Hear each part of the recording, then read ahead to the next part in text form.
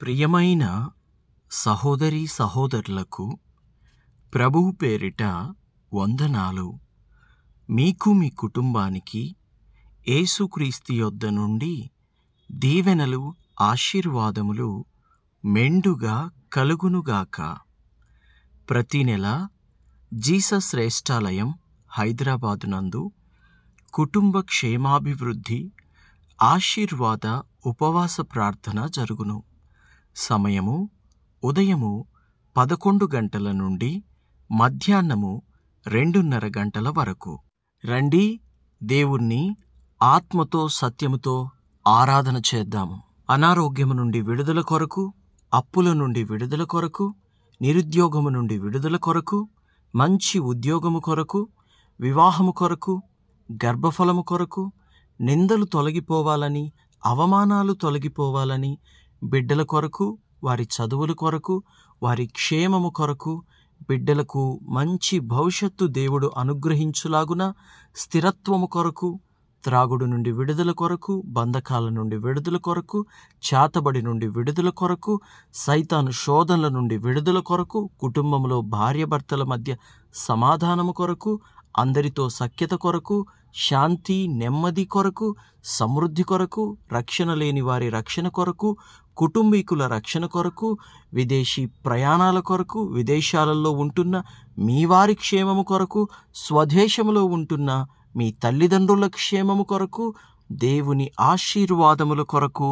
దేవుని అభిషేకము కొరకు, నిత్యజీవము కలుగునట్లు ప్రార్థించుటకును, పరలోకపు ఆశీర్వాదములు మీ మీద కుమ్మరించబడినట్లుగాను, సొంత గృహము కొరకు, అవసరతల నిమిత్తము వస్తువాహనములు కొనుక్కొనుటకు, కోర్టు కేసుల నుండి విడుదల కొరకు, కోర్టు కేసులు కొట్టివేయబడినట్లుగాను, దయ్యముల నుండి దురాత్మల నుండి విడుదల కొరకును, దేవుని వెలుగు చూచునట్లు దేవుని కాపుదల కొరకును, పరిశుద్ధ జీవితము కొరకును, పరిశుద్ధ జీవితము కొనసాగించునట్లుగాను, దేవుని చిత్తము నెరవేర్చుటకును రండి, ఆత్మతో సత్యముతో ప్రభువుని ఆరాధన చేద్దాము. ప్రభువు కృపను పొందుకుందాము. దూర ప్రాంతములలో ఉండి రాలేనటువంటి వారు మీ ప్రార్థన అవసరతలను స్క్రీన్ మీద కనబడుతున్న 8106008166 ఈ నంబర్కి కాల్ చేసి మీ ప్రార్థన అవసరతలను తెలియచెప్పండి. మెసేజ్ ద్వారా కానీ, వాయిస్ మెసేజ్ ద్వారా కానీ, టెక్స్ట్ మెసేజ్ ద్వారా కానీ మీ ప్రార్థన అవసరతలను తెలియచెప్పండి. మీ పేరు, మీ సమస్య వ్రాసుకొని ప్రత్యేకంగా దేవుని యొక్క సన్నిధిలో మీ కొరకు ప్రార్థించడం జరుగుతుంది. దేవుడు తప్పక కార్యం చేస్తాడు. దేవునికి మహిమ కలుగునుగాక. అలాగే ప్రార్థన అనంతరము అనేక మందికి భోజనం పెట్టడం జరుగుతుంది.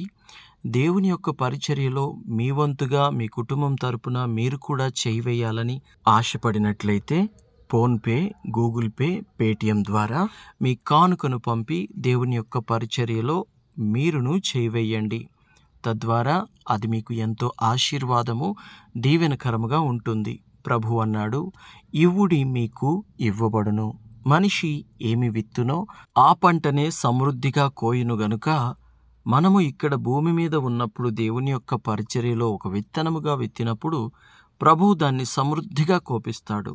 ఇహమందు పరమందు ప్రభువు ఆశీర్వాదాలు మీ మీద మెండుగా ఉంటాయి.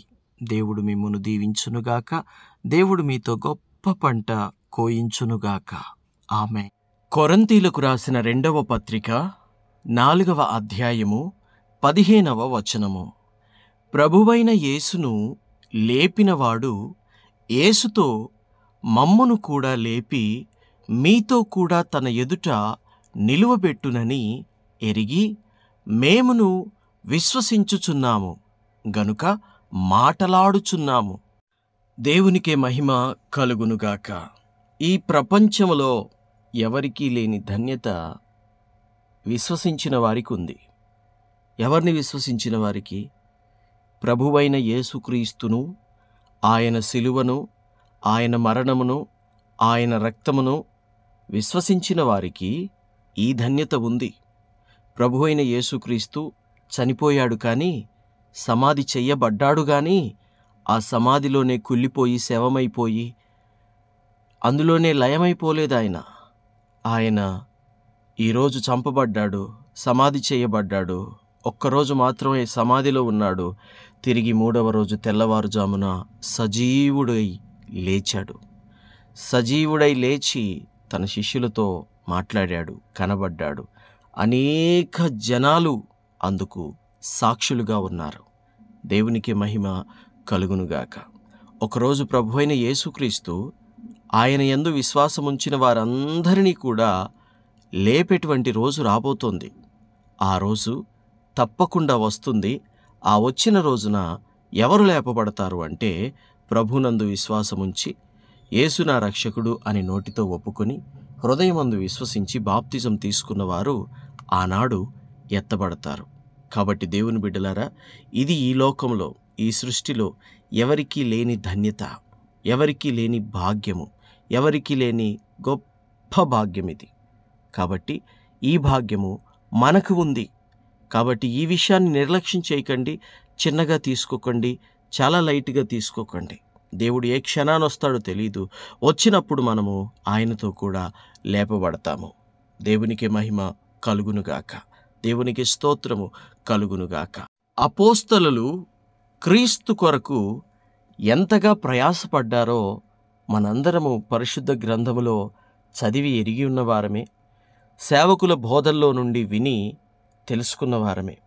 ఒక్కొక్కరు రంపాలతో కొయ్యబడ్డారు, ఒక్కొక్కరు రాళ్లతో కొట్టబడ్డారు, ఒక్కొక్కరు ఉరితీయబడ్డారు, ఒక్కొక్కరు ఖడ్గం పాలయ్యారు, ఒక్కొక్కరు కరువు పాలయ్యారు, అనారోగ్యం పాలయ్యారు.